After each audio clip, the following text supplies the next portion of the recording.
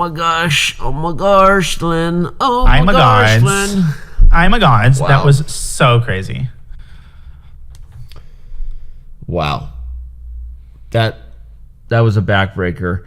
It was funny, Danya, when B5 was first played in the eval bar, which reveals all went crazy, I'm like, why? And then Queen D4 check, and like, oh my god, you always have to anticipate the transition from the current endgame to the more simplified one, fans. And I know I'm saying things that Wesley so obviously knows, but it is instructive because even grandmasters of this level push pawns carelessly when under time pressure, Danya. And one of the first rules you learn is don't just evaluate whether your pieces are working now, but always anticipate the evolution of the position. And that was an example. Drawn queen and pawn ending, Danya, lost king and pawn ending is what happened there. Well said. And the reason it was lost is, as you said, that move B5, completely unnecessary push of the pawn. Wesley was trying to threaten checkmate, forgetting that he's actually creating a weakness that's eminently accessible by the white king. Magnus anticipated it. And this is why he's the best endgame player of all time. He's also winning the next game. The wheels are coming off completely. Look at his last move, Danny, night before. Look at the bishop on B5. It's about to be massacred by the black pawns with C6 and D5. The wheels are off here, and this could get out of control. It's on the cusp of getting out of control. I think a 5-point lead, or it's a 6-point lead. Oh no. Yeah, it's already a 6-point lead, and we didn't even have proper time to grieve the last loss before we look at the current position, and we've got problems. As you said, night before not only threatened some forks, but we got more forking problems. C6, A6, B5, D5, you name it. That bishop is running out of squares. I think this game might be over before it began. We're 10 moves in, and Wesley has the white pieces. I don't like his choice of the Nimzovich-Larsen. I think he never got the positions he wanted to get, but he seems to be repeating it, trying to get the game out of theory, but he's succeeded. He's also gotten himself into a hole, 6-point hole and possibly a 7-point hole, as he struggles to find some way to keep the game going. I think he has to play knight B1 and A3. That might be the only move to stave off defeat. Knight B1. Yeah, that's a tough move to play, but he's got to do it. He's got no other moves. Option.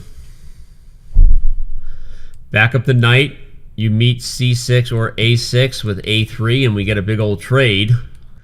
If white can find those moves, maybe it's not over, but he's down 2 minutes on the clock. Unfortunately, Magnus takes that confident sip of water. As the theory goes, you only drink water when you're confident, which is why I'm constantly trying to drink water on screen to pretend that I'm confident.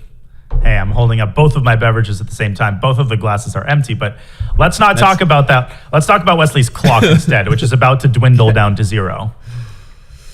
He might resign. Doodle scoodle. Yupper doodle scoodle. It's unfortunate. These two players have the potential to have some of the closest matches and just some of the highest quality games. And Magnus is bringing the pain. He takes E3. It's brilliant. The first brilliant move on the board. It's going to be followed by D5. D5 and we live. And why did he do that? Because he's winning the bishop back, but he's softening up White's pawns. White's position is now riddled. It's riddled with holes. The pawn on E3 is isolated. Wesley's not developed. He had to undevelop in order to save the minor piece.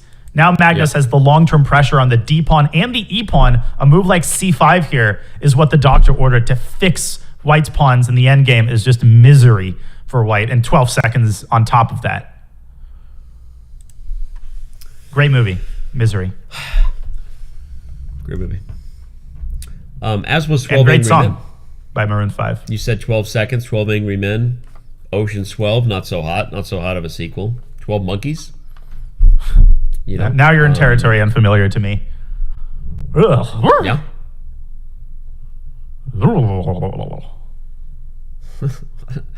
Sound effect Danya has entered the room. Okay, still some chances, maybe E4, knight D5. I think Magnus maybe underestimated this idea. Yeah.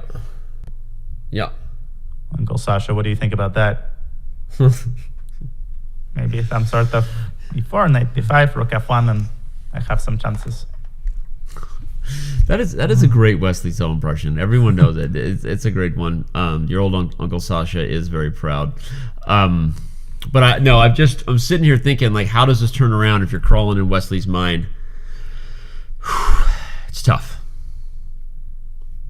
I mean, you just got to embrace the suck. I mean, whatever whatever filler phrase you want to tell yourself, if you're Wesley, you got to tell yourself that phrase. And at the end of the day, I mean, right now, I wouldn't even focus on the comeback. I wouldn't focus on the concept of tying the match. I always say that when you're facing a deficit this big, your only chance is to break it up into bite-sized pieces. Right now, keep the deficit to 6 to 7 and try to reduce it to something like 4 going into the bullet. Right. Because in the bullet, you've got the biggest chance of any time control to actually develop a streak. Because in bullet, you can get tilted. Even Magnus can get tilted in the bullet, and he has in the past. Yep. So keep this to within relative striking distance. That's your only goal right now if you're Wesley. And he's not succeeding in that either. He's losing game after game. Can he hold this one? I don't think so. Gets forked on F2. That's a forking way to lose. And 94 rookie 4 he wants, and then knight c7, but interesting. That is but little relief. 94 rookie 4. You could have taken on d5 intermezzo that Magnus missed there. I think that might have actually been better.